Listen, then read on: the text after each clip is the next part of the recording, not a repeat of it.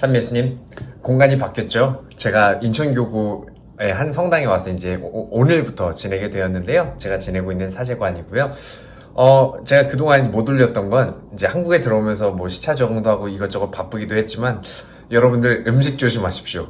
제가 음식을 잘못 먹고 크게 탈이 나가지고 네, 한 2, 3일 정도 고생을 했습니다. 그리고 이제 건강검진도 이제 다 마쳤고요. 본격적으로 이제 즐기면서 놀 일만 남았습니다. 그리고 노는 중간에도 묵상 나눔 함께 할 테니까요. 여러분들 계속 이렇게 구독, 좋아요, 알림 설정, 그리고 시청해 주시면 감사하겠습니다.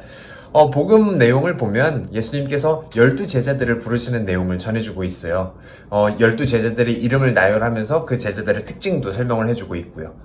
예수님께서 제자들을 부르시는 이 장면을 볼 때마다 참 여러 가지 주제들이 떠오르는 것 같아요. 먼저 그 제자들의 다양성에 대해서 또 우리가 생각을 해볼 수 있을 것 같아요. 이 제자들이 각기 다른 곳에서 각기 다른 직업을 가지고 각기 다른 환경에서 각기 다른 성격을 가지면서 그렇게 자라온 사람들입니다.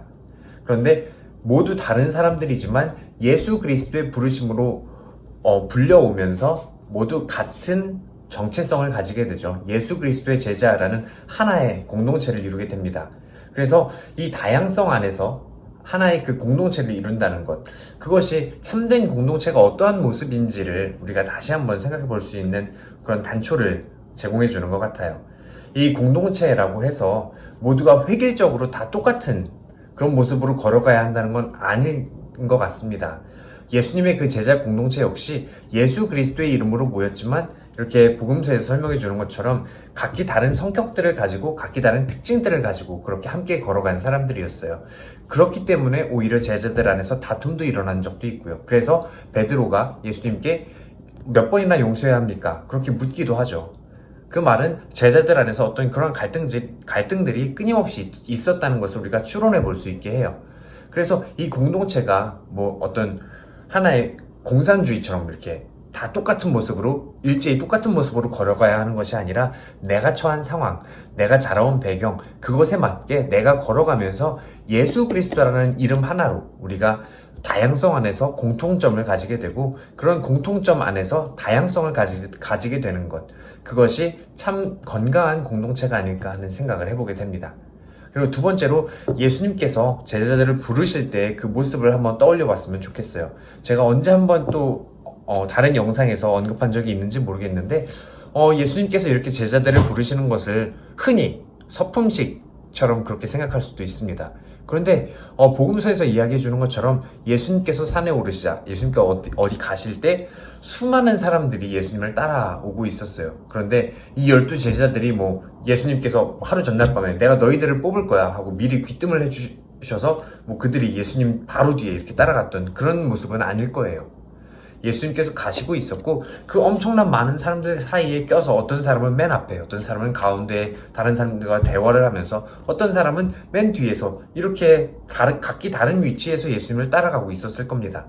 그런데 예수님께서 부르시자 그들이 예수님께로 직접 나아가는 그 길이 열리게 되는 거죠. 맨 뒤에 있던 사람도 예수님께서 부르시자 사람들이 길을 열어주었을 겁니다.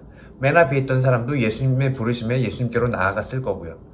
다른 짓을 하고 있던, 딴짓을 하고 있던, 집중하지 않고 있던 제자들 역시 예수님의 부르심에 그 길이 열리고 그 길로 예수님을 만나러 나아갔을 겁니다.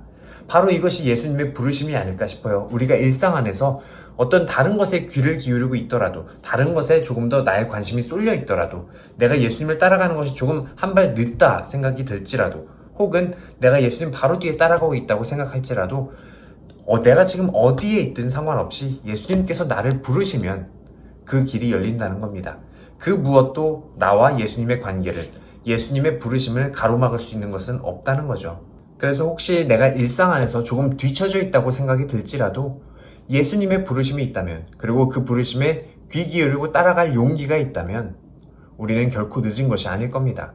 예수님의 부르심은 우리의 위치에 상관없이, 우리의 상태에 상관없이 이루어지는 것이기 때문이죠.